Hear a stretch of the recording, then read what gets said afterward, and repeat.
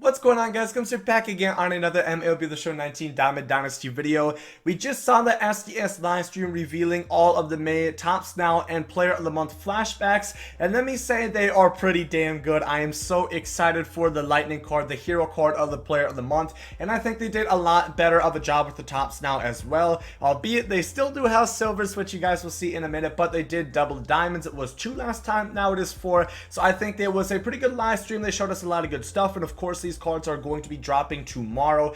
Keep in mind, if you guys did not watch my last video, there's a stub sale going live tomorrow and the game is going on sale, so prices are going to be really high. You know, Player of the Month is usually high and expensive always, but it's probably going to be even more so expensive as well. I am going to be out of town. I leave for my flight early Saturday morning, so I'm leaving town from Minnesota tomorrow afternoon. Hopefully I can get a video of once these cards drop in the game, but if not, I'm sorry, I apologize. But nonetheless, let's get right into each and every card that we have saw. The first thing that we are going to be looking at is, of course, the silver players that did not show the stats, which, to be honest with you, I don't really care, because they're silver cards. I've made it abundantly clear that I personally do not think silver cards have a place in the Tops Now flashbacks, just for the simple fact, and I know, and you guys will see that, actually, no, I'll show that screenshot right now. They did increase the odds of these packs. They are actually, I believe now, 1 of 10 odds to pull a diamond. So, and if you guys also watch the stream, you got those 8 free Tops Now vouchers, you should be getting a free pack. So 1 out of 10 odds, it's basically the odds of a headliner pack, which albeit really aren't that good, but nonetheless it's a lot better. I think it was like 1 to 25 or something like that. Maybe it was even worse, but nonetheless, 3 silver players we are looking at. For the White Sox, we have Nicky Delmonico. For the Tigers, Nico Goodrum, Sandy Alcantara, and then finally Malik Smith. So those are all silvers. Those are probably gonna be what you guys are gonna pull from your pack, but hopefully you guys can pull a 1 diamond. So hopefully you guys can do that. That are the silvers though for the Tops Now. Then we have 4 golds and 4 diamonds, so let's move right on to that. The first one we're gonna look at is Mike Fiers right here. I'm kind of shocked he only got a gold. He threw a no-hitter. I thought he would be getting a better of a card just because of the occasion, but he has 87 hit 9, 94 stamina, 58 K9, which is really low, 71 walk 9, 63 home runs per 9. Throws 2 fastballs, a changeup, slider, and a curveball. Not much velocity at all. Fastball goes like 91 miles per hour. This is a set card, you know, unless like you're an A's fan. This is a set card. You're probably never going to use them. So on to the next one. Here we got a Michael Chavis, which I know a lot of people are excited for. Of course, probably the AL favorite for Rookie of the Year right now, at least in my opinion. His stats: 81-55 contact, 85-33 power, 58 vision, 68 fielding at second base is actually decent. It's not that bad. 61 reaction as well, and then 61 speed. He can play first and third. I think this Michael Chavis is pretty solid. Would I use him? Obviously not, because I have better cards. But he's better than the Fiers. He's, you know, I could see him being on some people's teams, and he's more usable than Fiers, like I said. Here we got another Mike Soroka right here, an 82 overall card for the Atlanta Braves. 80 hit 9, 67 K9, 70 walk 9, 72 home runs per 9. He throws a fastball about 96 miles per hour, 2 fastballs, changeup, and a curveball. Once again, I don't really know like what to say about this. You know, it's a gold card, you know, it looks like a gold starting pitcher. You guys probably won't use it, you know, maybe a Braves theme team, something way down the line, something like that. I do believe he is a rookie, so maybe he could possibly be Rookie of the Year as well. I know obviously Chris Paddock and Pete Alonso are also having really good years, but he has also been really solid for the Braves. Here I believe we have our last gold. We have another Oakland Athletic. We have Josh Fegley, who this card's pretty decent for a catcher. He has pretty good hitting stats: 84-80 contact, 79-63 power, 86 vision, which is surprisingly good. Catching, fielding stats: 60 blocking, 64 fielding, 66 arm is not very good, 34 speed. It's gold card, really what you expect. He has diamond hitting, which is nice, but not the best defensively at catcher, which is important for sure. Moving on to the diamonds, the first one we were looking at, Tampa Bay Rays product Jake Odorizzi for the Minnesota Twins, who's having a hell of a year in my opinion. He has 88 stamina, 89 hit 9, 78 K9, 67 walk 9, 70 home runs per 9. Fastball, slider, splitter, curveball, and a two-seamer. So pretty good pitches right there. Fast, four-seam fastball, about 94 miles per hour. Not the most control, only 66. That's a bit concerning. This card, I don't know. For a Rays all-time team, I'm probably going to end up picking him up. So hopefully he's not that expensive. On to the next one. This Ryan Pressly. Whew, this card is one of my favorite cards that they showed.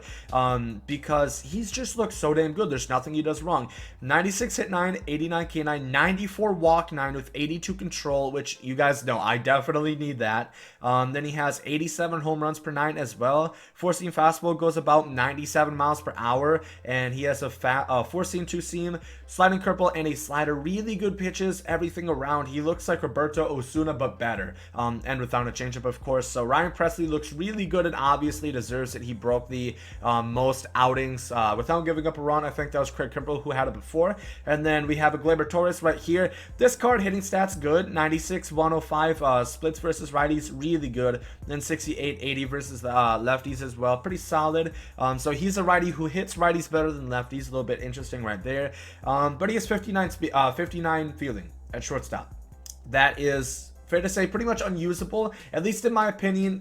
Put him at a secondary, it's going to be even worse. Remember, -5 if you put him at a secondary. I don't know what the theme is. All these Player of the Month and Tops Now cards just seem to have awful fielding. I don't really know why that is, but it is the way it is. Our last one, we have a Hyunjin Ryu right here. 92 stamina, 89 hit 9, 84 K9, 85 walk 9, 67 home runs per 9, 87 control. He does not throw hard at all, like 92 miles per hour. Fastball, cutter, changeup, curveball, and a two-seamer. I thought this card was going to be a little bit better. He doesn't really look like a 90 overall per se. He doesn't throw hard. Only has 86 break as well. This is a 90 overall. I'm not exactly too sure how he's a 90 overall. Fair to say my favorite top style is easily that Ryan Pressly. Moving on to the Player of the Month set, we are going to start out with the gold. We have Brian Reynolds of the Pittsburgh Pirates, switch hitting left fielder, 99-86 splits versus lefties, 73-52 versus righties, and 54 vision. So versus righties, not going to be that good. 75 fielding. Finally, we get at least average defensively for a gold card in one of these sets. And then 62 speed as well. You know, a pretty good lefty hitter and a switch hitter at that. So, you know, maybe as a spot on your bench. Another Oakland Athletic. I know they've been hot, but this is an Oakland A fest. We just got 3 of them. Frankie Montas, this card looks pretty solid. He throws really hard, about 98, 99 on that four-seam fastball. He has 83 stamina, 72 hit 9, 77 K9, 68 walks 9, 78 home runs per 9. He has 3 fastballs, one of them being a splitter, which I personally really do like that pitch, and a slider. So for being a gold, this Frankie Montas is pretty good. He throws hard, has pretty good pitches, and his walk 9 is a little bit low at 68, but he does throw hard, and that's the important thing for a guy like him. Carson Cali looks like a good catcher right here. 85, 89 splits versus lefties with 71 vision and silver fielding as well, so that's pretty solid. 71, 61 splits versus righties, not bad, along with that 71 vision, of course. Carson Cali looks solid, nothing too crazy, but definitely not a scrub either. And then finally, our last gold, we have Lucas Giolito right here. A lot of people thought he might have been a diamond. I personally predicted it right on the dot as an 84. He has 91 stamina, 81 hit 9, 80 K9, 66 walk 9, 70 home runs per 9. Fastball, circle changeup, slider, and a 12-6. I think they did up his velocity. He now throws about 95 miles per hour. And then there is a about 14 to 15 miles per hour off on that changeup, which is really, really good. Here we got Derek Dietrich. This card looks insane. I'm not going to lie to you. The fielding's bad, but his hitting is really good. 120 power versus righties, along with 87 contact versus righties. That is really, really good. And versus lefties, 77-57. That's like not awful as well. That's not unplayable versus that side, but he is going to be an absolute righty killer, and about 50 speed as well. So he does have a lot of secondaries, albeit, you know, you're going to have less than 60 fielding if you do that. Stick him at second base. 64 is not great, but it is passable, and it probably is going to be worth it with that hitting, especially if you're facing a righty. Moving on to the next one, we have Hector Neris, who I'm not going to lie, I'm not really too excited about this card. 103 hit 9, 102 K9, 62 walk 9, is pretty low. Throws 2 fastballs and a splitter, so technically 3 fastballs, a 4-seam, 2-seam, and a splitter. He throws really hard, but his pitch repertoire is really bad. This is worse than like Craig Kimbrell's. A lot of people did not like Kimbrell a couple years back because his pitch repertoire is bad. this is pretty much the same. He does not throw very good pitches and low control as well. So this is, in my opinion, is probably a set card. Sorry, Phillies fans. On to the next one. We have Brandon Woodruff here for the Milwaukee Brewers. He's got 89 stamina, 87 hit 9, 82 K9, 70 walk 9, 66 home runs per 9. 4-seam slider, 2-seam changeup and a curveball, 93 velos, so he throws pretty hard, about 97 miles per hour on the gun, and then 87 breaks. So a pretty good starter right there, righty at that, and I'm pretty sure he has decent hitting stats as well. They did not show him. A lot of people in chat were asking them to show his hitting stats, but they did not. But I imagine that he does have some hitting stats. One more before we get onto the big shebang. We got Rafael Devers, who sticks with the current trend. 105, 92 contact, 83, 87 power, 79 vision. Great. This card looks like a very good hitting lefty third baseman. Until you get to the defense. 57 fielding at third base is really bad. If you put him at first, he'd have 52, and he would have 54 reaction, which is not horrible. I think that's worse than Frank Thomas, though, and a lot of people aren't so sure about that. He has 53 speed, so maybe he would be serviceable over at first. He's not as big as Frank the Tank is, of course, but his hitting is really good, not going to lie. I would definitely give him a try. And now we are looking at Josh Bell. Of course, this card was shown before they even revealed it. They accidentally leaked it in the live stream like 5 minutes early, but Josh Bell looks insane. They did increase his defense a little bit. He has 61 fielding, 57 reaction, which is not good, but it is not bad. I think it's better than Frank Thomas, and it is passable. I think that is fine for first base, and first base alone. Do not put him in right in his secondary, but he has 111, 82 contact, 105, 107 power, 70 vision as a switch hitter, of course. I personally have not used his live streams card. I don't really know if his stance good or not. Let me know down below in the comment section. But his power, of course, 105 plus, and then good contact. 70 vision is decent. It's nothing too crazy, but it gets the job done. Alongside that contact, you're going to have probably no problems. And then 50 speed as well. So that is going to wrap it up. Like I said, overall, it still sticks with the current trend that all these players, and I know it's obviously not like intentional, but it's just funny, you know. We got like Tim Anderson last time, bad fielding.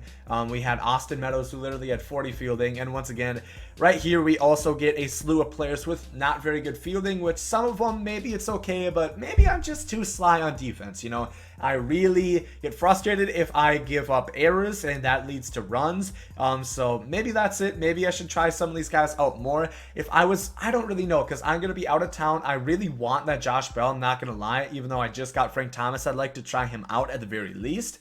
I have no idea how much he's going to go for. That Ryan Presley looks pretty good. I don't know. It is interesting. I do quickly want to point out they did leave a note about patch 1.12. It is in the works, and it is going to come soon. Not soon-ish, but soon. And it's just going to be bug fixes. They're not going to actually have any gameplay tuning, which is a little bit unfortunate because I don't think patch 1.11 exactly really changed up things too much. But there is a couple bug fixes, and there's something to help out. I know Serenity had a problem with that, if you guys know him in the community.